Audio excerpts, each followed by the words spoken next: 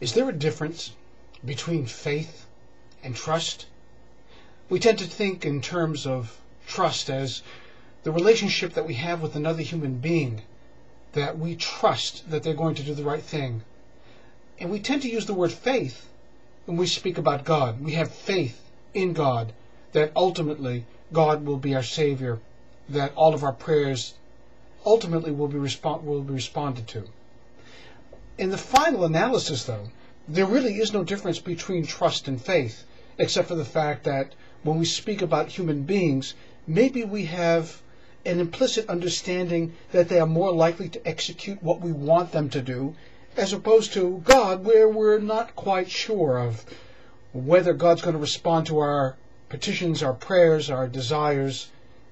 And this really underlies the deepest meaning of not only this week's Torah reading, but all of these successive weeks as well.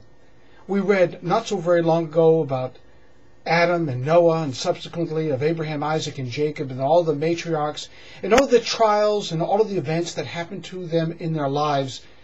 Of all of them, the most important facet to their existence was a sense of connection with one another and a connection with God.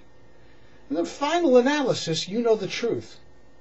Abraham, Isaac, and Jacob, and before them, too, Noah, as well as Adam and everyone in between, were let down by human beings. They were let down. Their sense of trust in one another was misplaced. Humanity lets us down time and again. People are fickle. They make bad decisions, wrongly placed decisions based upon wrong ideas, maybe self-serving ones. Whereas the Torah is very deliberate in speaking about God in terms of faith and trust, but God doesn't let us down. In each one of the stories that is relayed to us throughout all of the passages that we've met this far, God is true. God is faithful. God ultimately executes everything that God has said beforehand.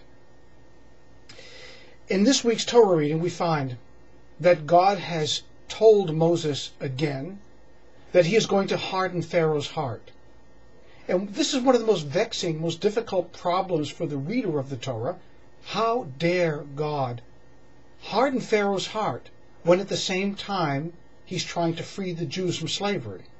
Why didn't he make it soft and pliant so that the Jews could simply be let go and the Egyptians would not have to suffer all of the terrible plagues that were put upon them by God for their recalcitrance? God hardened Pharaoh's heart, therefore God is guilty of having committed some very atrocious, heinous acts. I'm not sure that's what the Torah reading means. In fact, I believe that every person makes their own decision about their own life. I believe that this is one of the great messages that is true to the Torah everywhere and every place. God does not control us, pulling strings, making us do things that are against our will. God gives us choices and allows us to make our own decisions. And if that is the case, then why does it say that God hardened Pharaoh's heart? I believe it was because God needed to tell Moses that he was ultimately responsible, because Moses had such little faith in God. Time and again, Moses questioned God. Moses also questioned his own ability to do what God had told him to do. Think of the burning bush and the number of times that Moses said, I can't, I can't, I can't. And God had to convince him that he could. He could and he could. And Moses still has little faith. So God tells him, I'm going to harden Pharaoh's heart. Therefore Moses, with open eyes, would go before Pharaoh and know exactly what would happen before it happened, to give him, Moses, a sense of faith and belief that God was true and was not going to let him down. This puts a whole new spin on the Torah reading. In fact, look at the very same verse of the opening passage of this week's Torah reading called Bo, where God says, Bo el Paro, come to Pharaoh. Not go to Pharaoh, but come to Pharaoh. Distinct from the call to Abraham where God said, Lech, go. Not so here.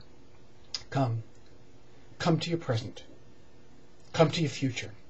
And perhaps even more importantly, come to the base of your own faith. Not convinced? Look at the latter part of the same verse. The purpose of all of this, says God, is so that you will tell subsequent generations about what has transpired. Give them faith in what has happened. Give them a statement of belief of where you have traveled, where you have been, and the fact that God has been faithful to you, to the people throughout all time.